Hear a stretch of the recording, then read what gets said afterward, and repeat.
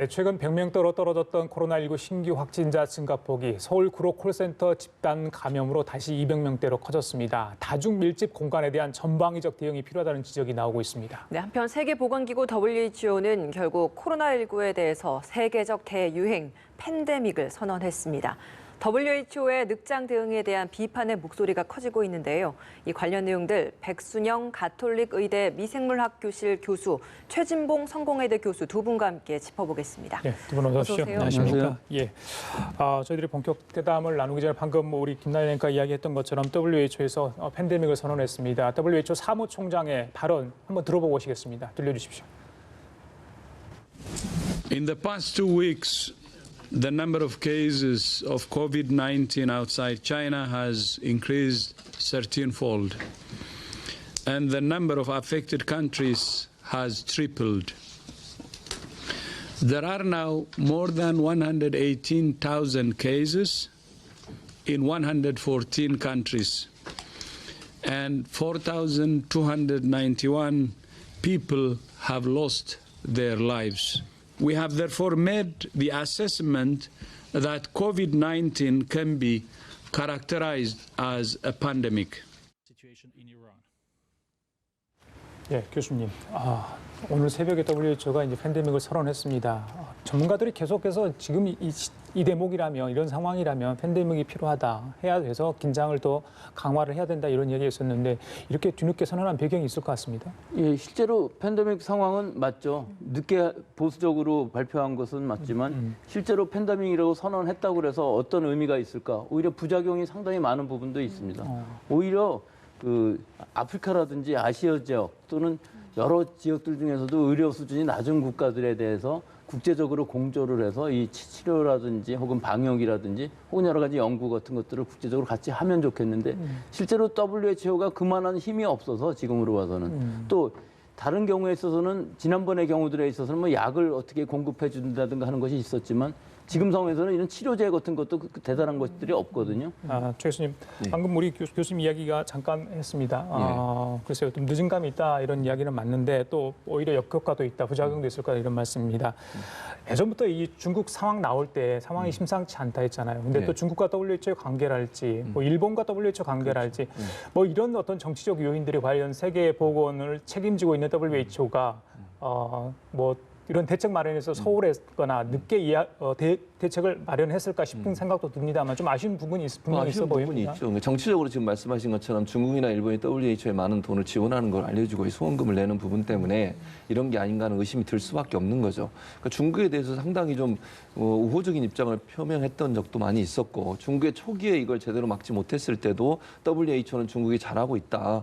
별 문제가 없다는 식으로 얘기를 하면서 전 세계가 준비하는 과정에서 여러 가지 착오점이 나오게 하는가 판단을 제대로 할 수 없도록 하는 그런 영향을 미쳤다는 점은 부정적인 부분이라고 볼 수 있을 것 같습니다. 지금 이제 팬데믹을 선언하는 것이 백 교수님 말씀처럼 그렇게 큰 의미가 있지는 않아요. 이미 전 세계적으로 전파가 된 상태고 이제 다만 이게 심리적으로 이제 영향을 줄 수 있거든요. 네. 뭐 우리가 아까 그 대담 들어오기 전에 증시 얘기도 했지 않습니까? 예. 결국은 이 팬데믹 선언 자체가 세계 증시에 상당히 큰 충격을 줄 수밖에 없어요. 그렇죠. 그러니까 이거는 사실 이미 그 전에 뭐 선언하고 좀 준비를 철저히 했다고 하면 도움이 됐을지 모르지만 지금 상황에서 팬데믹을 선언하는 것은 이미 거의 세계 모든 국가들이 이 코로나19 바이러스를 대응하기 위해서 여러 가지 조치들을 취하고 있고 우리를 포함해서 다른 모든 나라들이 다 그런 상황에서 팬데믹 선언이 크게 우리의 대응에 영향을 미칠 가능성은 없어요. 다만 전 세계 국민들이나 경제나 이런 곳에 심리적 위축 현상을 가져올 가능성은 있죠. 그래서 늦게 하는 것이 결국은 뭐 대응에도 별 도움이 안 됐고 심리적으로도 이제 전 세계적으로 불안감을 더 조성하게 돼서 경제 심리가 악화되거나 여행 심리가 악화되는 이런 일들이 반복될 수밖에 없는 상황이어서 늦장 대응이라는 비판을 피하기는 어려울 것 같습니다. 팬데믹을 선언하면서도 WHO는 여전히 억제 가능하다라고 이야기를 했거든요. 그럼 지금 이 시점에서 전 세계적으로 해야 하는 노력이라고 하면 어떤 게 있겠습니까? 억제 가능하다고는 했지만 실제로 억제 가능한 건 우리나라 외에는 없을 것 같습니다. 우리나라는 어느 정도 가능성이 있어서 세밀하게 들어가서 지금 접촉자를 찾고 있기 때문에 가능할 것 같은데 여러 나라들을 보면은 실제 이탈리아의 경우 그 초기 대응이 완전히 잘못됐거든요. 그렇습니다. 초기 봉쇄한 것부터 뭐 큰 의미가 없었어요. 지금 전역을 이동 통제한다고 그러는데 이거 자체도 의미가 없고 계속 사망률도 늘어나고 뭐 사망률이 거의 중국의 2배 이상을 가고 있거든요. 예. 그러니까 이런 상황을 보면 이탈리아뿐만 아니라 EU라는 특성상 국경이 있긴 하지만 실제로 아무 자유롭게 다닐 수 있지 않습니까? 그래서 지금은 그 국경을 막아서 하여튼 어떻게든지 방역을 하려고 하고 있지만 이탈리아에서 프랑스나 독일이나 이런 데로 넘어가는 이런 부분들이 굉장히 우려가 되는데 다만 한 가지 다행스러운 것들은 이 유럽의 국가들은 방역이라든지 의료 수준이 굉장히 높기 때문에 이탈리아 이외의 국가들에서는 치사율이 그다지 높지 않습니다. 상당히 낮기 때문에 이거는 이제 환자가 많이 늘어나지는 않았기 때문에 대응이 가능하다는 얘기인데 또 초기 잘못한 것은 미국도 마찬가지입니다. 미국도 지금 크루즈선 문제도 있고 각 지역에서 발생하는데 실제로 처음 발생할 때부터 감염원을 모르는 상황이었어요. 그러니까 굉장히 불안한 상황이었는데 트럼프 대통령이 이걸 자신감 있게 얘기를 했었거든요. 우리는 다 봉쇄가 됐고 없었다. 그러면서 진단도 거의 안 하고요. 그렇죠. 또 진단 한번 하려고 그러면 이 3,000불 뭐 이런 식의 아무리 싸도 1,000불 뭐 개인들이 할 땐 그렇거든요. 이것은 보험이라는 시스템이 잘 갖춰져 있지 않기 때문에 그 일반적인 공중보건에서는 위험이 있습니다. 또 진단키트도 문제였었어요. 예. 지금도 제대로 못해요. 진단키트가 에러가 나서 이제 민간 기업들이 만들어서 그것들은 해결이 됐지만 많은 양을 하려면은 일반 국민들이 자진해서 의심스럽다고 할 수가 없는 상황이거든요. 그렇기 때문에 여기도 문제가 있고 동남아시아 뭐 거의 만연돼 있는 상황이고 싱가포르 정도가 아마 어느 정도 해결이 되는 것 같고요. 일본 여기는 뭐 더 심각하고요. 그 숫자를 줄이기 위해서 뭐 거의 방역을 안 했다고 생각을 할 수가 있는데 이렇게 전 세계적으로 만연이 되게 되면은 실제로는 뭐 방역을 하나 안 하나 똑같은 상황이 될 수도 있기 때문에 일본은 아마 그런 거를 노리고 자기네는 피해를 최소화하는 전략만 하고 있는 것 같습니다. 그러면 이런 상황에서 지금 뭐 우리나라 내부에서는 사실 각 지역별로 무슨 문제가 일어나면 그걸 지자체별로 서로 또 공조를 하고 이런 부분도 있잖아요. 그러면 지금 이렇게 팬데믹이 선언된 상황에서 전 세계적으로 다 이렇게 발병이 되고 있으면 WHO를 기점으로 뭔가 세계 각국의 이런 공조나 이런 것들은 할 수는 없는 겁니까? 그런 거를 해야 맞는 것이죠. 특히 아프리카에 이제 만연되게 되면 이건 걷잡을 수가 없는 예. 상황이 되는 것이거든요. 그래서 모든 선진국들에서 그 의료라든지 혹은 방역 또는 여러 가지 약제들도 거의 없기 때문에 항바이러스제라든지 일반적인 치료제 같은 것들을 많이 공급을 해줘야만 되는 상황인데 그게 얼마나 이루어질 수 있을지 잘 모르겠고요. 예, 우리나라의 경우는 특이하게 처음부터 준비가 잘 된 건 사실입니다. 예. 최 교수님, 네. 이제 팬데믹 정도면 세계 뭐 118개국, 119개국까지 퍼져 있는 상황 아니겠습니까? 네. 그렇다면 이제 저희들이 아무리 막더라도 또 외국에서 들어오잖아요. 근데 그렇죠. 저희들이 입국 제한하는 또 나라는 한정이 돼 있지 않습니까? 그렇습니다. 어젠가 부산에서도 30대 남성 이탈리아에서 들어왔는데 네, 확진자 맞습니다. 됐어요. 네, 그렇죠. 그렇게 들어오는 분들도 막아야 되는데 우리 정부는 일단 기본에 가지고 있던 원칙을 좀 일단 원칙적인 입장을 고수하고 있는 것 같아요. 네, 어떻게 그렇습니다. 보십니까? 그러니까 이게 사실은 지금 현재는 국경을 막는다고 해서 봉쇄한다고 해서 문제가 해결된 문제는 아니에요. 지금 상황. 또 문제가 뭐냐면 우리나라 국민들이 외국에 나갔다 들어오신 분들 중에도 감염이 돼서 들어올 가능성은 충분히 있거든요.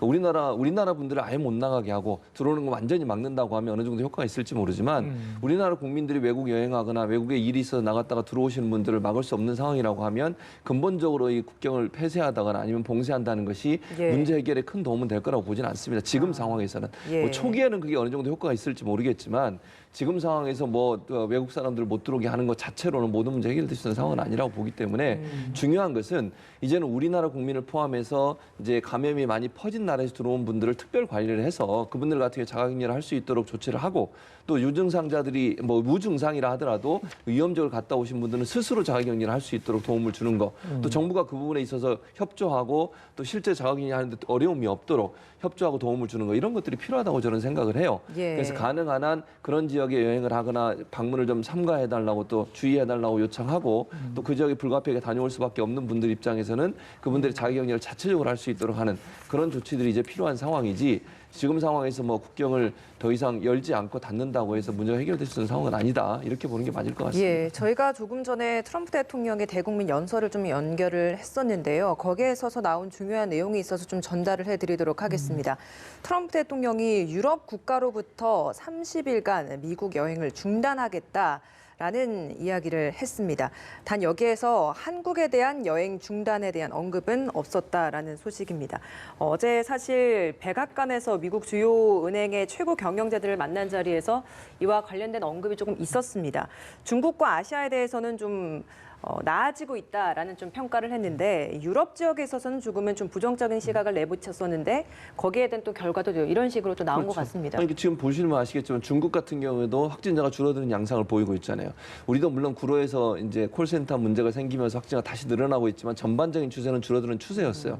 그 말은 중국이나 우리나라 같은 경우에는 어느 정도, 뭐 중국은 제가 정확히 모르겠습니다만 추세로만 본다고 하면 진정세로 접어들었다고 보는 게 맞다고 봐요. 우리 같은 경우 대구에서 어느 정도 진정세가 들고 물론 아직까지 우리가 안심할 상황은 아닙니다만 통제 가능한 정도로 가고 있다라고 미국도 보고 있는 거예요. 트럼프 대통령도 그렇게 보고 있는데 문제는 뭐냐면 이제 새롭게 시작되는 곳이라고 보는 게 유럽 지역이라고 보는 거죠. 지금 이탈리아를 중심으로 이탈리아를 백 교수님 아까 지적하셨잖아요. 유럽은 아무리 국경을 봉쇄해도 그 나라 전체가 EU로 묶여 있기 때문에 여행이나 통행이 자유롭지 않습니까? 그러다 보니까 전파 가능성이 점점 높아질 수밖에 없어요. 아직 드러나지 않았지만 이탈리아를 제외한 다른 나라들에도 증상자가 늘어날 가능성은 아직도 충분히 있다고 보여지거든요. 그러면 트럼프 대통령 입장에서 봤을 때 유럽은 새로 이제 확산이 시작되는 지역으로 판단했을 가능성이 있고 우리와 중국 같은 경우에는 이미 어느 정도 확산세가 꺾여서 진정세로 접어들고 있기 때문에 우리나 중국을 위험한 나라로 취급하지 않는 것 같아요. 물론 주의는 반드시 해야 된다고 저는 봅니다. 우리도 아직은 안심할 시기는 아니에요. 그럼에도 불구하고 유럽은 이제 처음 확산되다 보니까 진단 키트 문제도 그렇죠. 방역 체계도 그렇죠. 그다음에 확진자를 찾아내는 시스템 자체도 우리는 어느 정도 강제성이 있거든요. 예컨대 카드 사용 내역이라든지 교통카드 사용 내역이라든지 휴대폰 GPS 추적 이게 개인 정보에 관련된 부분이지만 우리 국민은 이런 방역 체계에서는 필요하다고 인정하고 인용해주고 있지 않습니까? 유럽이나 다른 나라 이 부분에서 조금 더 조심스럽게 접근할 거예요. 그럼 빨리빨리 확진자를 찾아내는데 한계가 있을 수밖에 없기 때문에 미국 입장에서는 유럽이 새로운 어떤 확산의 장소가 될 거다 이런 예측 때문에 아마 출입을 하지 않도록 조치를 취한 게 아니겠습니까? 알겠습니다. 영국을 제외한 유럽 국가들 13일부터 한 달간 미국을 갈 수 없는 그런 상황인 것 같습니다. 자, 오늘 오전 0시 기준 코로나19 확진자, 국내 확진자 숫자가 나왔습니다. 어제보다 114명이 늘어서 7,869명이 됐습니다. 각 지역별도 지금 하나씩 나오고 있는데요. 대구 확진자 73명이 들어서 5,867명이 됐다는 것도 같이 지금 속보 자막으로 들어와 있는 것 같습니다. 교수님, 글쎄요. 100명대입니다. 아까 전에 우리나라만이 억제 가능할 수도 있다 하셨고요. 세계 각국에서 특히 뭐 외국 통신사도 우리나라의 어떤 이 감염병 대응에 대해서 높이 평가를 하고 있고 대통령도 어제 질본을 찾았죠. 세계가 인정한 성과다. 그래서 이 성과를 의미는 여러 가지가 있겠습니다만 전반적으로 물론 확진자도 많고 사망자도 지금 60명이 넘었습니다만 어떻게 보십니까? 한 2달 가까이 됐는데요. 일단 오늘 이 114명이라는 것이 굉장히 의미가 있는 것이 어제 그제 131명 이것은 일요일 날 진단수가 적었기 때문에 일시적으로 떨어지는 숫자였거든요. 그 이후로 200명 이상으로 늘어났지만 오늘 114명이라는 것은 일단 오늘 상황으로서는 굉장히 희망적인 부분이 있고요. 또 하나는 이 서울 수도권 이 콜센터 구로 콜센터의 이 확진자가 얼마나 늘어날 것이냐가 관건인데 지금 이 100명대라고 그러면은 아마 앞으로는 서울 수도권에 있는 이 확진자들 또 경기권도 많으니까요. 북쪽이나 뭐 아주 남쪽이 아니라 서울에 지금 그 출퇴근을 하셨던 분들이 과연 얼마나 접촉을 했고 맞습니다. 이분들이 얼마나 나올지 이건 100명 단위가 아닐 수도 있기 때문에 그래서 오늘 숫자가 좀 중요했었죠. 오늘 숫자는 근데 아직 그 부분까지 다 포함을 하지 못한 부분이라 내일부터 이제 나오는 데이터들은 대구 경북 지방이나 이런 데 신천지 이런 관련이 아니고 순전히 서울에서만 경기권에서만의 숫자가 나올 테니까 이것이 굉장히 중요한 숫자가 될 수 있는 지금 이런 상황입니다. 하지만 아직도 이게 예단할 수 없는 것이 너무나 숫자가 많고 또 서울 경기 전역을 지금 커버하고 있기 때문에 이 부분들을 얼마나 잘 찾아낼 수 있느냐. 근데 아까 말씀하신 것처럼 우리는 이 신용카드라든지 CCTV 같은 것들이 아주 잘 돼 있어갖고 일단 대중교통수단은 어떻게 할 수 없다 할지라도 하나하나의 동선 또 서로 간에 겹치는 동선은 완전히 찾아낼 수 있기 때문에 이거 뭐 세계적으로 거의 없는 우리나라처럼 이런 카드를 많이 쓰는 나라가 아마 없을 건데 평소에는 그게 별거 아니었지만 지금 보면 방역에서는 굉장히 그러니까요. 중요한 역할을 하고 있는 이런 상황입니다. 대구에서 73명이 나왔고요. 서울에서 19명, 경북에서 8명이 신규 추가됐습니다. 서울에서 계속 좀 10명 이상의 수치들이 하루에 또 나오고 있습니다. 어제는 50명 넘게 나와서 또 굉장히 좀 주목됐었는데 아무래도 969 콜센터 상황 때문에 이렇게 확진자들이 늘고 있는 것 같습니다. 969 콜센터 상황에 대해서는 좀 어떻게 보고 계신지. 어저께도 뭐 계속 이 말씀들이 다 나왔었는데 그 아주 좁은 데에서 장시간에 걸쳐서 환기도 안 되고 뭐 여러 가지 조건들이 있었죠. 뭐 기구들도 헤드셋도 같이 쓴다든가 이런 상황에서 많은 숫자가 나왔고 또 하나는 너무나 노출 기간이 길었다는 것이 이제 굉장히 문제가 됐고 또 이분들을 전부 동선을 밝힌다는 것은 지금 정보 공개의 의미에서도 별로 뭐 투명하다고 아무리 해봐야 대중교통 전체가 다 커버되고 있기 때문에 이런 부분은 현재로서는 의미가 없고 예. 이분들이 과연 얼마나 직접 접촉을 했던 분들이 있고 그분들이 얼마나 과연 양성을 나타내느냐 하는 것이 문제인데 사실은 만만치는 않은 것으로 보이지만 사실은 우리가 이런 부분을 잡을 수 있다고 그러면은 앞으로 나오는 다른 데에서 이런 산발적인 집단 발생이 상당히 많이 발생할 것이거든요. 그런 부분에 있어서 앞으로 문제점을 찾아서 하나하나 간다면은 우리는 해결할 수 있는 방법은 있을 것 같습니다. 959 콜센터 같은 경우에는 여기 직원 중에서 2월 말부터 증상이 있었던 사람이 있었다고 했습니다. 그럼 적어도 일주일 이상은 이 바이러스에서 그 사무실 내에서 노출이 됐을 수 있는 건데 최초 감염원을 찾는 게 중요한데 사실 이런 상태라고 한다면 이걸 찾기가 어려워지는 거잖아요. 그러면 어떤 식으로 좀 이거 방역이나 이런 것들을 해나가야 되는 겁니까? 근데 지금 그 최초 감염원을 찾는 게 중요하다고 하셨는데 예. 뭐 신천지랑 일단 비교를 할 수밖에 없습니다. 거의 비슷한 상황이에요. 신천지도 그 31번 환자가 나올 때 맨 처음 감염원은 찾을 수가 없었고 없었죠. 거의 비슷한 것이 그 시절에도 많은 사람들이 환자가 있어서 아주 폭발적으로 증가를 했거든요. 근데 이 경우는 조금 다른 부분이 있습니다. 그때는 우리가 그다지 방역에 뭐 사회적 거리두기라든지 또는 마스크 쓰기라든지 공포감 자체가 너무 좀 아니었을 때가 있었어요. 예. 그때는 그랬었어요. 예. 근데 지금 상황에서 보면은 이 지금 확진된 사람들이 모두 마스크를 쓰고 다녔고 상당히 주의하고 다녔었고 하는 부분이 있기 때문에 그때보다는 파장이 적을 수도 있고 찾아냈을 때 다들 초기 증상일 수밖에 없기 때문에 우리가 예. 빨리 찾아내서 또 진단하고 격리하고 치료한다면은 피해를 최소화할 수 있는 상황인 것은 맞습니다. 예. 지금 제가 예전에 이 예.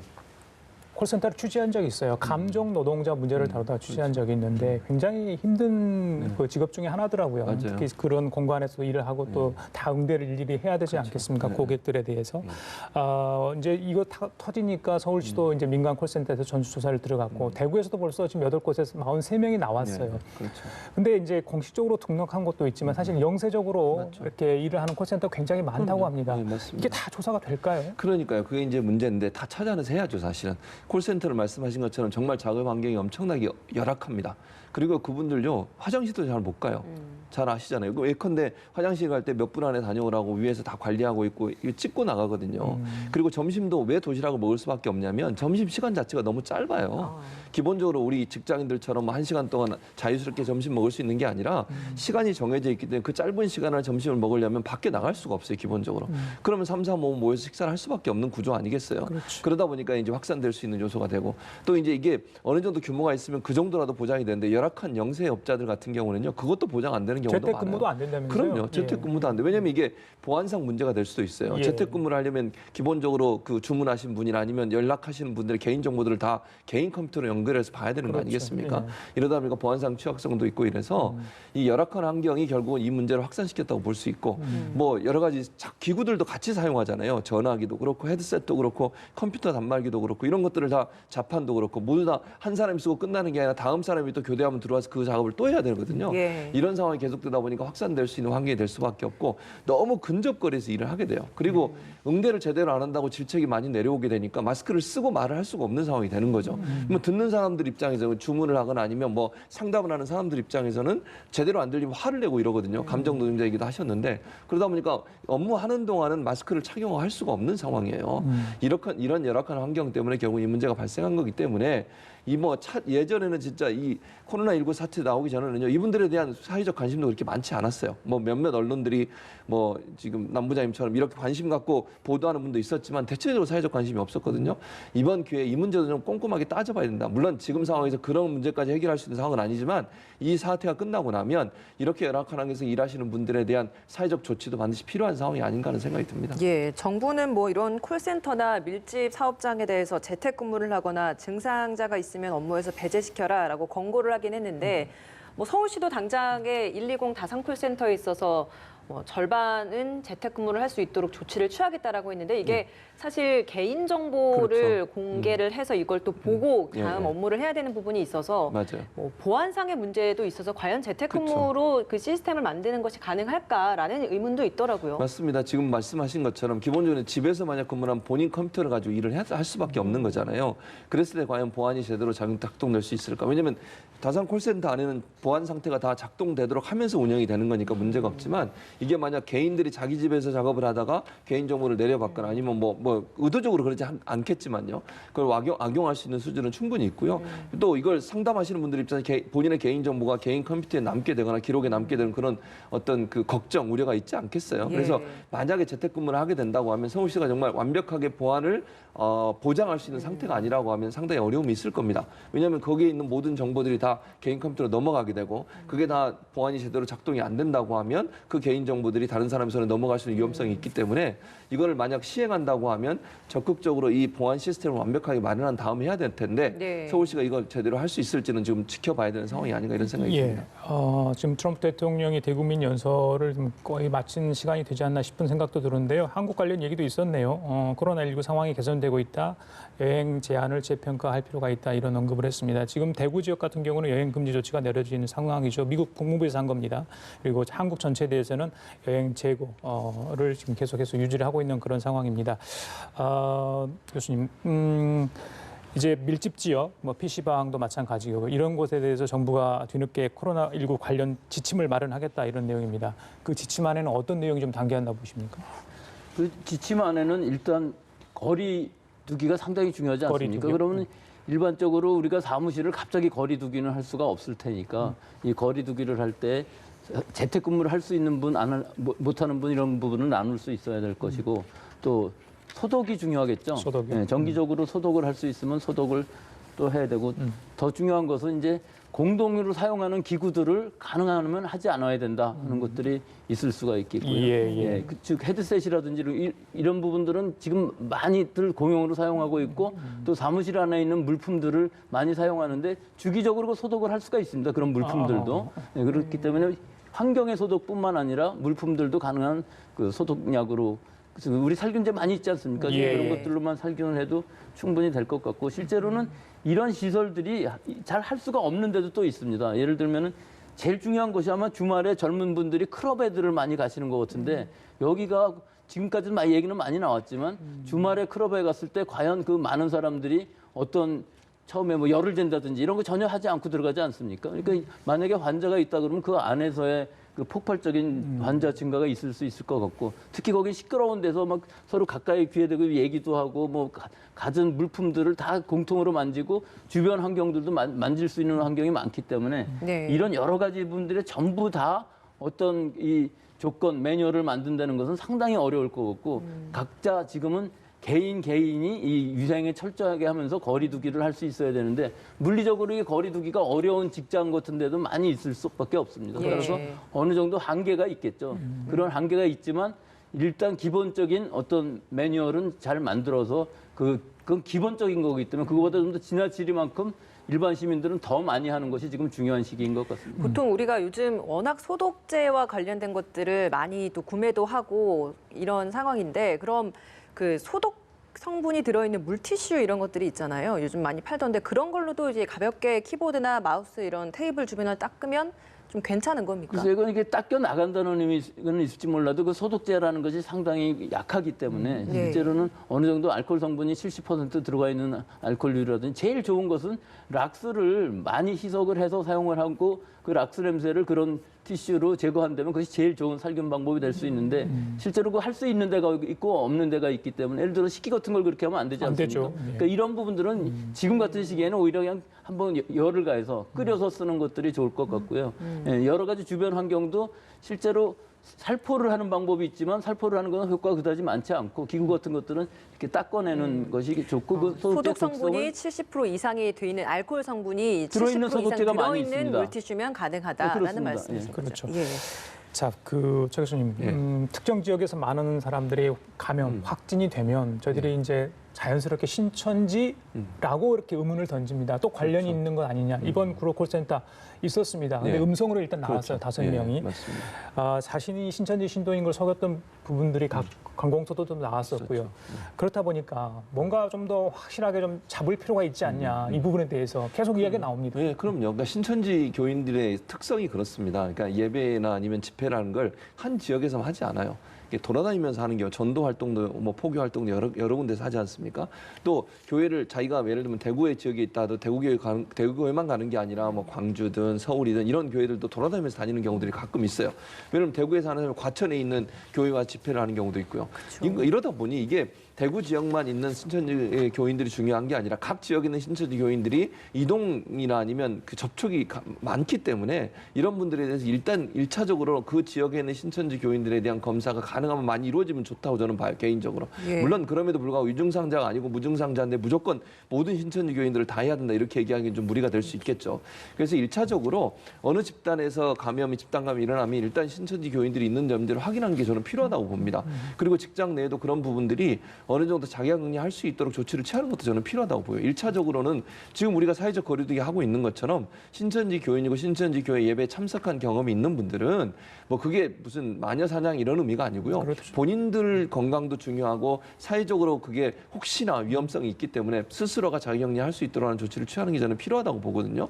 그래서 뭐 전수조사를 하는 것은 한계가 있다 하더라도 가능한 한 신천지 교인이나 예배 집회에 참석하신 분들은 스스로가 자가격리할 수 있도록 하고 또 정부나 아니면 관계기관들 지방자치단체는 그분들이 할 수 있도록 지원하는 예컨대 자가격리하는 데 필요한 물품이든 아니면 뭐 경제적 지원이든 이런 부분도 함께 고려해서 기본적으로 이분들이 다른 사람에게 혹시나 본인이 확진이 되거나 아니면 감염이 된 상태에 다른 사람에게 접촉하는 일이 막아질 수 있도록 하는 조치를 취할 필요는 있다는 생각이 듭니다. 예, 신천지 대구교회 교인 5천여 명이 오늘 0시를 기해서 자가격리가 해제됐습니다.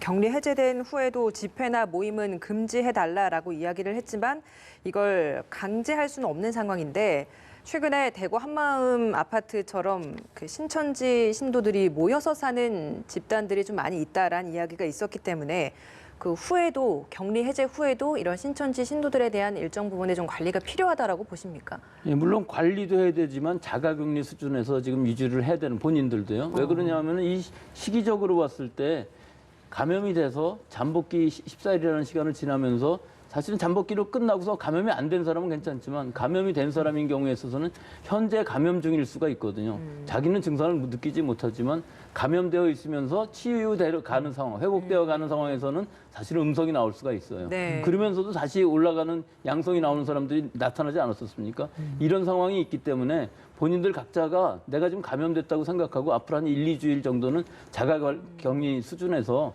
본인들이 잘 유지를 하는 것이 중요하고 이 시기에 다른 사람을 감염시키지 못한다는 문제가 없겠지만 실제로는 감염력이 전파력이 있기 때문에 한 1, 2주 정도는 더 자숙하는 것이 좋을 것으로 보이고 관리도 그렇게 해야 될 것 같습니다. 예, 주교님 그 신천지 대구교회 주변에 빌라고 원룸이 굉장히 많나 네, 봅니다. 많죠. 그래서 좀 살펴봤더니 거기에 10인 이상 신천지 교인들이 거주하는 그 주거 시설이 굉장히 많아요. 64곳 정도 있었는데 맞습니다. 확진자도 굉장히 많이 나왔다고 그러죠. 그렇습니다. 그렇다면 이 시설에 대해서 정부가 다 자치단체가 지금 조사가 돼 있는지 그 부분도 좀 궁금해요. 제가 볼 때는 다 조사 안 됐을 거라고 저는 봐요. 그러니까 지금 밝혀진 것 64곳 이 정도는 하겠죠. 근데 저는 이거보다 더 많을 거라고 예측을 하거든요.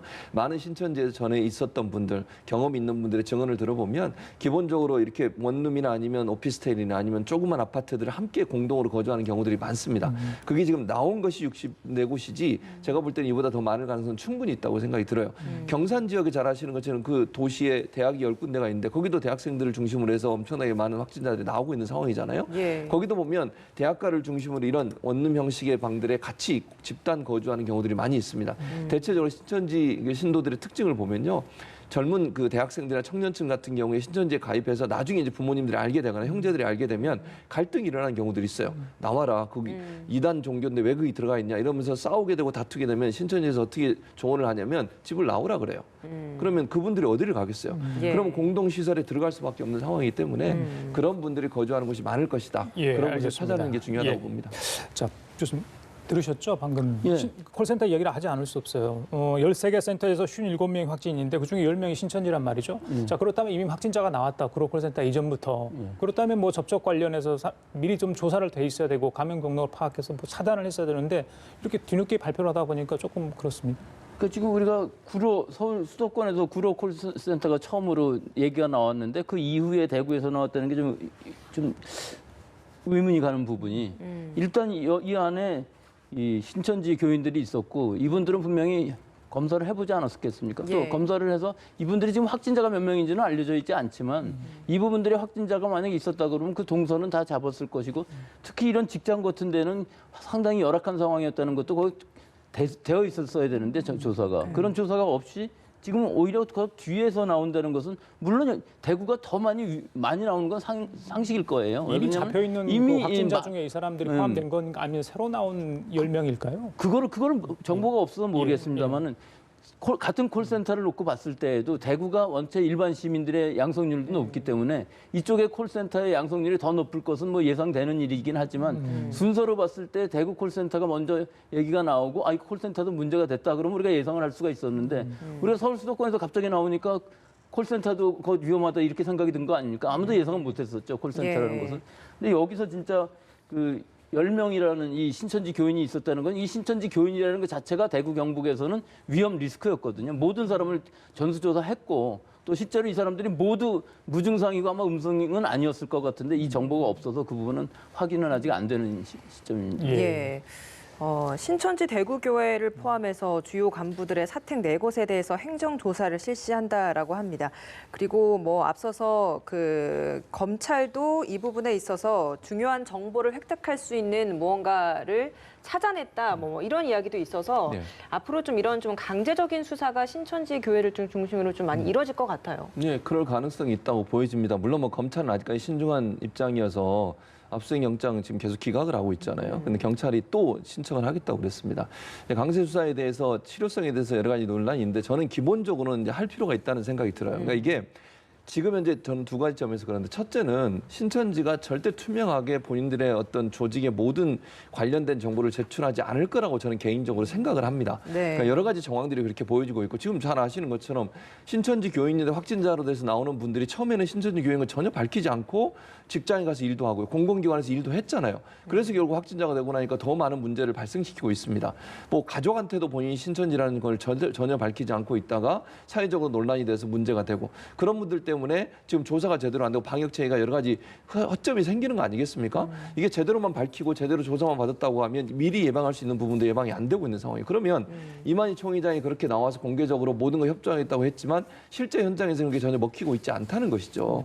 이런 상황에서 과연 그러면 신천지에 넘겨준 명단이나 그 자료들 서울시 같은 경우 잘 아시는 것처럼 사단법인 관련해 조사하다가 행정지도 나갔는데 그분들이 준 장소에 가봤더니 아무것도 없다잖아요. 사무실도 없고 텅 빈 곳이고 뭐 다른 사람 사무실이고 이런 경우가 계속 발생하고 있는데 과연 신천지가 선의적으로 자기들이 내놓은 정보만 가지고 우리가 조사하거나 방역을 하면 모든 게 해결될 수 있는지 저는 그렇게 보지 않아요. 기본적으로. 그렇기 때문에 강제적 조사가 필요한 이유는 이런 시설들을 빨리 찾아내서 폐쇄하거나 방역 조치해야 됩니다.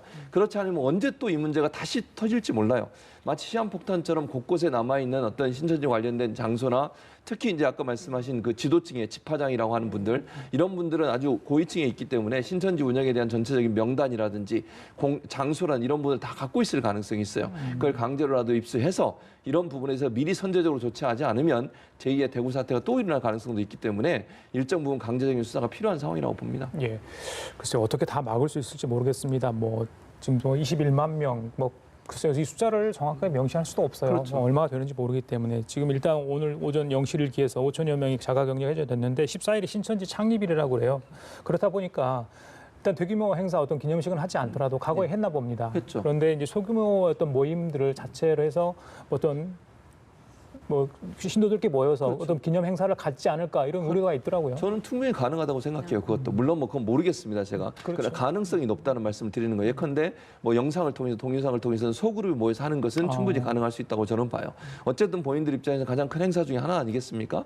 그러면 지금 사람들의 눈치가 있기 때문에 전체적으로 모여서 대규모 집회는 못하지만 신천지 이만희 총회장이 뭐 영상 메시지를 던진다거나 이런 방식으로 해서 내부적으로 또래 몇 명씩 이렇게 모여서 충분히 저는 할 수 있다고 봐요. 그런 가능 가능성이 있기 때문에 이 부분도 중요한 것은 어디가 그런 모임들을 할 수 있는 장소인가를 빨리빨리 찾아내서 그런 부분들을 폐쇄하는 조치가 반드시 필요하다고 봅니다. 네, 5천 명 정도는 사실 자가격리가 해제됐지만 아직 검사를 받지 않은 분들은 자가격리가 해제되지 않은 분이 있어서 그렇죠. 여기에 대해서 또 우리가 자가격리를 일일이 또 통제를 할 수가 없어서 본인들의 선택에 맡겨져 있는데 그렇죠. 14일을 기점으로 또 이렇게 또 모임이 있을 수 있을까 봐 그 부분에 대한 좀 걱정이 좀 많이 드는 것 같습니다. 마스크 이야기도 좀 해보도록 하겠습니다. 이번에 마스크를 얼마나 남았는지 어디에서 살 수 있는지를 뭐 알 수 있는 앱이 시행이 됐다고 하는데 시행 첫날이었습니다, 어제가. 근데 여기에서 일정 부분 좀 차질이 있었던 것 같습니다. 어떤 부분에 대한 좀 보완이 필요하다고 보십니까? 글쎄, 지금은 뭐 절대적으로 수급이 불안정한 상황이니까 그 앱이 있어갖고서 찾아간다 할지라도 사실은 시행착오가 많이 있었다고 그러거든요. 있다고 그래서 가보면 없고 뭐 그런 상황이니까 그 앱보다는 일단은 수급의 면에서 볼 때 우리가 얼마나 마스크를 보건 마스크를 써야 하느냐 또는 안 써도 되느냐 하는 문제가 더 근본적인 문제이긴 한데 예. 실제 지금 일어나는 상황들을 보면은 이 콜센터가 지금 관건 아닙니까? 근데 대부분의 사람들이 마스크를 쓰고 있었고 또 그 교통기관, 대중교통기관의 사람들 대부분 마스크를 쓰고 있었기 때문에 막을 수 있었다는 거 아닙니까? 그런데 지금 마스크를 양보하자는 얘기도 또 나오죠. 젊은 사람들은 좀 안 쓰고 다니자. 근데 여기에 이제 한 가지 맹점이 있는 것이 예. 이 바이러스가 무서운 것이 무증상이면서 감염돼 있는 사람들이 특히 젊은 층에서는 굉장히 활동력이 넓고 이런 사람들이 많습니다. 그래서 우리나라 환자 분포가 굉장히 특이한 것이 20대, 30대가 훨씬 더 많아요. 이것은 젊은 사람들이 많이 감염되어 있다는 걸 얘기하는 것이고 또 자기 자신은 모르면서 낫고 끝나거든요. 그럼 이게 위험한 점이 뭐겠습니까? 나는 모르는데 노령자들한테 감염시킬 수 있기 때문에 내가 어떤 사람을 만나든지 일단은 마스크를 해야 된다. 하지만 그것이 꼭 보건 마스크일 필요가 없는 것이 이 상황은 나를 보호한다기보다 난 자신 있지만 다른 사람 배려하기 위해서 면 마스크라도 항상 쓰고 다니겠다. 특히 우리 집에서 좀 노령인 부모님이나 할머니, 할아버지 만날 때에는 뭐 절대로 만나지 않는 게 지금 더 좋습니다만은 일단 만난다 하면은 무조건 거리 띄우고 사회적인 거리 띄우기 있지 않습니까? 간격을 유지하고 2m 정도면 좋겠죠. 마스크 쓰고 얘기한다 하면은 이것이 굉장히 도움이 되기 때문에 마스크를 쓰느냐 안 쓰느냐 문제는 써야 한다도 맞고 안 써야 한다도 맞기 때문에 이 부분은 좀 고려를 해야 될 상황인 것 네, 같습니다. 알겠습니다. 자, 오늘이 목요일이죠. 출생연도 끝자리 4번과 9번이신 분들 마스크 사는 날입니다. 저 교수님 혹시 까셨어요? 예. 저는 아직 안 깔았습니다. 아직 않으셨어요? 저는 아직 구매를 안 하고 있어서. 그러세요? 불편 사항이 뭐 예. 견디시는 이유가 있을 것 같은데 예. 하여튼 건강 관리 잘 하시고요. 예. 서울시 각 구청에서도 그렇다 보니까 지금 정부의 공적 마스크 보급이 제대로 안 되다 보니까 자기들만의 어떤 방법으로 구청 주민들에게 네, 다가오고 맞습니다. 있는 방법이 있는 것 같아요. 그렇습니다. 저희들이 그 중에서도 좀 이건 괜찮다, 이건 다른 자치구도 할 만하다 하는 게 있을까요? 저는 이제 기본적으로 제가 예전에 한번 기장군 사례도 있지 않습니까? 맞습니다. 그 부산의 기장군이 최초로 했었고요. 맞습니다. 지금 노원구 같은 경우도 통장들이 가구를 돌아다니면서 1인당 2장씩 배달을 하고 있어요.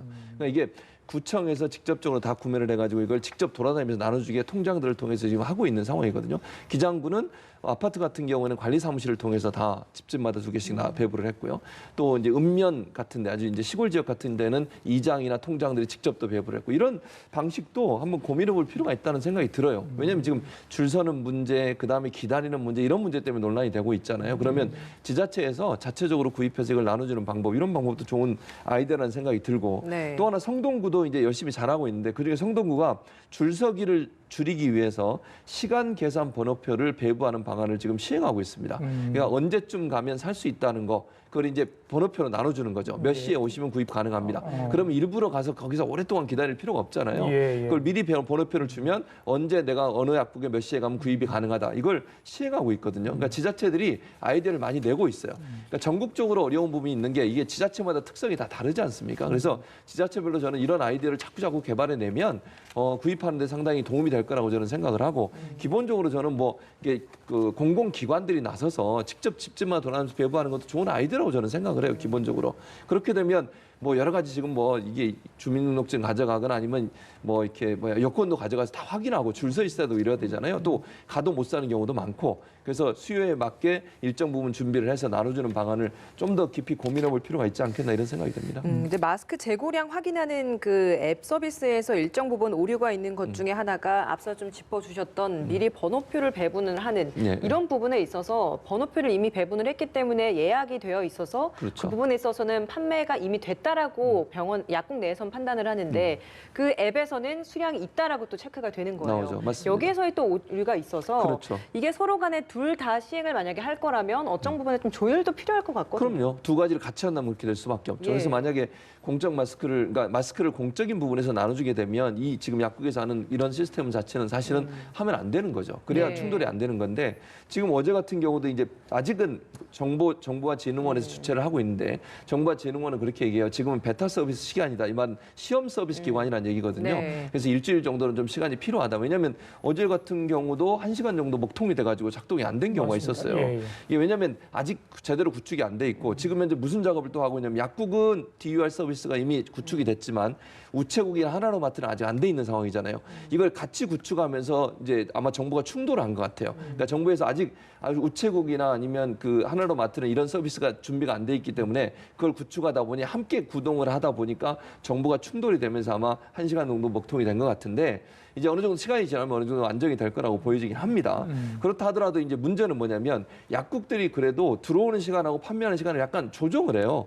그러니까 약국은 약국 나름대로 또 본인들의 업무도 있잖아요. 인력도 문제가 있고 이러다 보니까 들어온다고 바로 하지 않는 약국들도 가끔 있어요. 그래서 예, 예. 지금 서울시 자치구들이 약사회와 판매 시간 통일하는 걸 협의 중에 있긴 한데 이거는 강제로 할 수는 없어요. 약국들한테 뭐 이거 그때 안 하면 안 된다고 뭐 벌칙을 부여하거나 이럴 수 있는 게 아니잖아요. 그러다 보니까 이 부분도 조절이 필요한 것 같고 그래서 조금 시간이 지나야 정착이 되지 지금 상황에서는 여러 가지 이제 시행착오들이 있을 수밖에 없는 상황이 아닌가 이런 생각이 듭니다. 예. 글쎄요. 하나로마트는 다음 주부터 이 중복 구매 방지 시스템이 가동이 되기 때문에 1인당 2매를 우리 또 시민들께서 구입할 수 있다는 얘기 참고로 말씀드리고요. 이건 교수님한테 여쭤볼게요. 어제 정부가 한시적으로 각 시도별에 중증 응급진료센터를 운영한다고 합니다. 교수님, 저희들이 익히알로 국가지정 음악병동 이런 건 좀 알거든요. 이 중증 긴급 응급진료센터 이건 왜 만드는 거고 어떤 역할을 하게 되는 겁니까? 이게 지금 응급실 기능이 완전히 돌아가지 않기 때문에 의료 전달 체계가 이루어지지 않거든요. 또 특히 이 코로나 관련 사람들이 확진된 사람 혹은 의심 환자들이 선별 진료라든지 이런 데를 가갖고 이 제대로 된 시스템을 밟으면 시간이 너무 늦어져 갖고 사망하는 사람들이 많이 생기기 때문에 예. 이와 같은 응급실과는 좀 다른 개념의 중증 응급진료센터를 마련해서 그쪽으로 바로 가서 증상이 악화될 경우 바로 처리를 받을 수 있게끔 치료를 받을 수 있게끔 하는 상태인데요. 굉장히 중요하죠. 그럼 어느 정도의 병상을 갖고 있는 그렇죠. 어느 정도의 병상도 갖고 있고 병원이어야 되겠네요. 예, 병원에서 이제 그 병상을 그만큼 마련을 해야 되겠죠. 또 하나가 있습니다.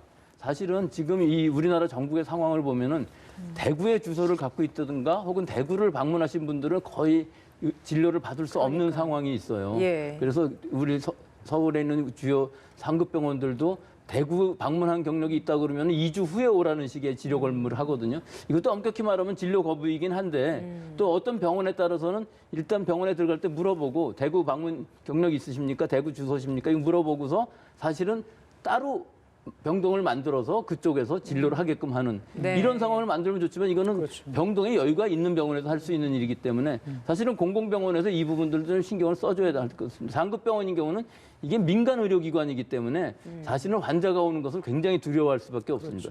일단 오면은 전부 폐쇄되고 응급실로 오면 응급실이 폐쇄되고 일반 병동으로만 입원이 되게 되면은 그쪽이 전부 폐쇄가 되기 때문에 그렇다고 모든 외래 환자를 다 진단할 수는 없는 상황이거든요. 그래서 그렇게 대응하는 것도 맞지만 이 중증 응급진료센터도 필요하고 대구 분들을 위한 따로 서울뿐만 아니라 서울 수도권 지역들에서 이 지금 진료 상황이 좋거든요. 아직은. 그러니까 그런 데서 좀 어느 정도 대구 분들도 배려를 하는 이런 것도 지금 필요한 시기인 것 같습니다. 그러면 중증 응급진료센터는 선별 진료소와 좀 비교를 했을 때 어떤 좀 차이가 있는 사람들이 거기를 또 방문을 해야 되는 건지 또 구분해서 또 방문을 하게 되는 거 아닙니까? 그렇죠. 근데 선별진료소인 경우에 일단 이 코로나가 의심이 되느냐 안 되느냐 그거 갖고서 이 진료를 결정하기 때문에 예. 실제로 중증으로 굉장히 지금 내가 위험하다, 호흡이 곤란하다 했을 때는 응급실을 가야 되는 상황인데 선별진료소 가서는 그것만 줄 서서 기다리다 보면 시간이 안 되기 때문에 치료 시기를 놓치는 위험이 있어서 그 부분을 지금 보완하려고 이것을 만든 것으로 봅니다. 정리를 해보자면 보통 이제 이 코로나19와 관련된 증상이 있어서 의심이 되는데 내 상태가 좀 시급하다. 그런 경우에는 응급실을 찾아야 되는데 보통 응급실 찾을 때 그런 증상이 있다면 선별 진료소를 먼저 다녀오세요라고 이야기를 하니까 그렇죠. 그런 것들을 좀 단축시키기 위해서 이런 중증 응급 의료센터가 좀 생겨났다. 이렇게 보면 되는 그렇죠. 겁니까? 일단 선별진료소라는 데는 응급 기능이 아니거든요. 그러니까요. 예, 누가 응급하다고 해서 먼저 갈 수 있는 진료를 먼저 받을 수 있는 상태가 아니기 때문에 응급실 기능을 집어넣는 이런 데가 필요하다는 것이죠. 예, 알겠습니다.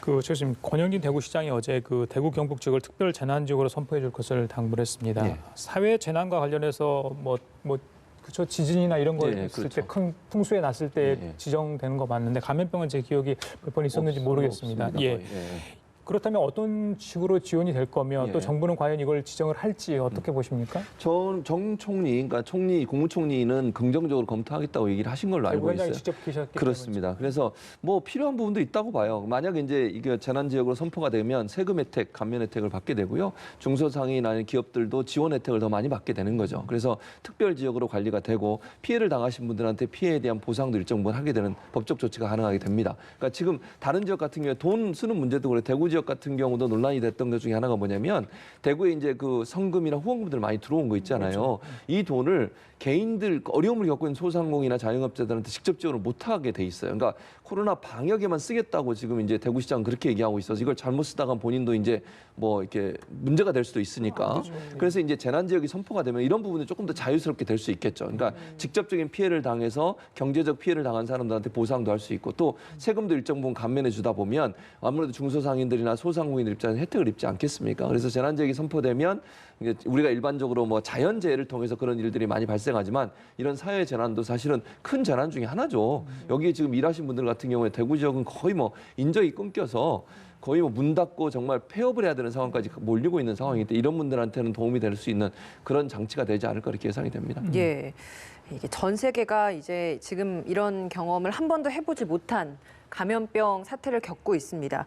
앞으로 우리가 어떤 준비가 좀 필요할지 한 말씀 부탁드립니다. 우리가 메르스 때에도 준비 많이 했었다고 그러는데 못한 부분이 뭐냐면은 실제로 이 원내 환경에 얼마나 병원균들 또는 이런 오염들이 있느냐 하는 것들을 평상시에 모니터링 해야 되는데 못하고 있었고요. 또 공공의료가 일단 어느 정도 돼야 되는데 우리 지금 음압격리병동도 많이 모자란다고 그러고 그러지 않습니까? 그런 것들을 잘 확충해야 될 것이고 또 신변종 바이러스라는 것은 원체 실제 당해봐야 아는 일이기 때문에 평상시에 연구 또는 여러 가지 진단 방법 개발 이런 것들을 해야 되는데 실제로 없기 때문에 할 수가 없어요. 그래서 이런 여러 가지 치료제라든지 연구 개발도 굉장히 중요할 것 같고요. 또 향후 앞으로는 이 재난이 발생했을 때를 대비한 매뉴얼을 항상 이번 기회를 통해서 이때 공부한 거를 꼭 매뉴얼화해서 앞으로는 뭘 해야 되겠다는 걸 해야 되는데 실제로는 지나고 나면 그건 못하고 잊어버리는 것이 지난 우리나라 메르스 때도 그랬으니까요. 메르스 때 똑같습니다. 예. 그 위에 하고 싶었던 것들을 뭐 제일 간단한 것으로 일단 병문안하는 그 문화 그것들이 우리 이런 사태가 일어났을 때는 잘 지키는데요. 예. 또 요양원이라든지 요양병원의 그 여러 가지 관리들 이런 것들이 지금 굉장히 모자란 것 같습니다. 지금 그 박원순 시장은 파도 얘기를 잘 하더라고요. 네. 3차 파도 뭐 이렇게 파도. 하던데 네. 그만큼 추가 집단 감염 사태가 있을 수 있다. 그래서 긴장해야 된다 이런 뜻으로 해석이 됩니다. 예. 지금 상황에서 낙관론은 좀 안 되겠죠. 아, 그럼 안 되죠. 절대로 안 되고요. 낙관론을 펼쳐서 안 돼. 마지막 정말 완전히 종식되기 전까지는 긴장감을 놓쳐서는 안 됩니다. 절대로. 언제 어디서 어떤 일이 또 벌어질지 몰라요. 지금 구로 콜센터 사태도 전혀 모르고 있다가 이게 좀 터진 거 아니겠습니까? 이런 집단 감염의 사례가 산발적으로 일어날 가능성이 아직도 남아있기 때문에 절대로 긴장을 놓쳐서는 안 되고요. 뭐 그리고 모든 국민들이 정말 사회적 거리두기라든지 손 씻기라든지 마스크 착용 문제, 뭐 마스크는 일정 부분 면 마스크나 아니면 다른 방법을 활용하더라도요.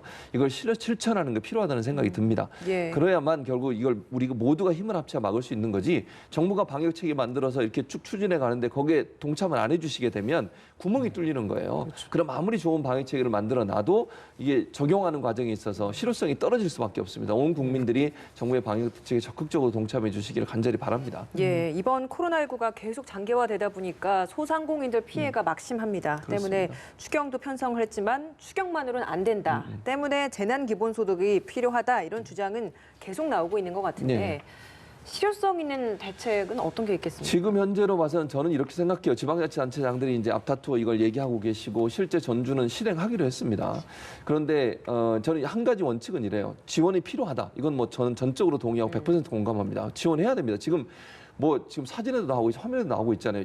손님이 없어요, 거의. 그래서 중소상인들이나 소상공인들 입장에서는 거의 지금 폐업을 해야 되는 상황이기 때문에 이분들에게 긴급적인 지원이 반드시 필요합니다. 다만 모든 국민에게 할 거냐, 이 부분은 논란이 될 수 있어요. 그래서 네. 이 부분은 섬세하고 세부적으로 따질 필요가 있다는 생각이 듭니다. 정말 필요한 사람들에게 직접적인 도움이 될 수 있는 지원은 필요하지만 모든 국민한테 동일한 금액을 준다고 하면 이게 정치적 정쟁이 될 수 있어요. 그렇게 하는 것은 바람직하지 않다고 봅니다. 저는 개인적으로. 그래서 가능한 한 정부나 아니면 지자체가 정말 필요한 기관이 어디고 필요한 사람들이 누군지를 잘 따지고 실질적인 도움이 될 수 있는 지원을 해줘야 된다. 예를 들면 이런 게 있어요. 상품권이나 아니면 이제 이런 그 돈을 지급하는 문제 있지 않습니까? 네. 일반 개인한테 다 지급했을 때 이분들이 과연 그러면 그 돈을 가지고 바로 가서 밖에서 쓸 거냐? 여기에 대한 의문도 많이 있거든요. 또 다음을 위해서 좀 저축해 놓거나 일부만 쓰고 일부는 네. 사용하지 않을 경우도 그렇죠. 있기 때문에 그래서 이제 지역에 쓸 수 있는 상품권을 사용하는 건데 또 지역 상품권을 사용하면 또 뭐가 문제가 되냐면 온라인으로 구매가 안 돼요. 지금 상황에서는. 직접 현장을 가야 되는데 지금 잘 아시는 사회적 거리두기라든지 이 바이러스 문제 때문에 직접 이걸 사용하지 못하는 경우도 있고. 그리고 또 그걸 네. 실제로 또 받는 사업장도 별로 없는 것도 있고요. 그렇죠. 예. 그러니까 가입이 돼 있어야 되거든요. 그러다 보니 이런 문제들을 세심하게 고려해서 정말 필요한 부분이 뭐냐를 하는 부분들 또 예를 들어 저금리로 대출을 받게 해주는 것도 사실은 이 부담이잖아요. 중소상인들 입장에서. 그래서 이 부분은 정말 하게 되면 물론 아직까지 우리 중앙정부는 좀 이 부분에 대해서는 거리를 두고 있습니다만 시행하게 된다고 하면 세밀하게 검토하고 정말 실효성 있는 대책을 세우는 게 필요하지 않겠다는 생각이 듭니다. 정쟁, 글쎄요. 감염병 얘기보다 정치 관련 얘기는 가급적 안 하려고 저희들이 애를 쓰고 있습니다만은 추경이 11조 7천억인데 17일 날에 임시국회가 이제 끝나지 않습니까? 그 안에 통과가 돼야 되는데 그렇습니다. 통과되더라도 이게 이제 직접 소상공인한테 돈이 들어가려면 많은 절차가 있나 봐요. 그렇죠. 예. 맞아요. 그래서 그런 부분들을 사실은 국회가 적극적으로 도와야 돼요. 지금 이걸 가지고 정치적으로 누가 유불리가 뭐냐 이런 얘기 절대로 하면 안 되고 그런 생각으로 접근해서 안 된다고 봅니다. 알겠습니다. 지금까지 백순영 가톨릭의대 미세문학교실 교수, 최진봉 성공회대 교수 두 분과 함께했습니다. 말씀 잘 들었습니다. 고맙습니다. 감사합니다.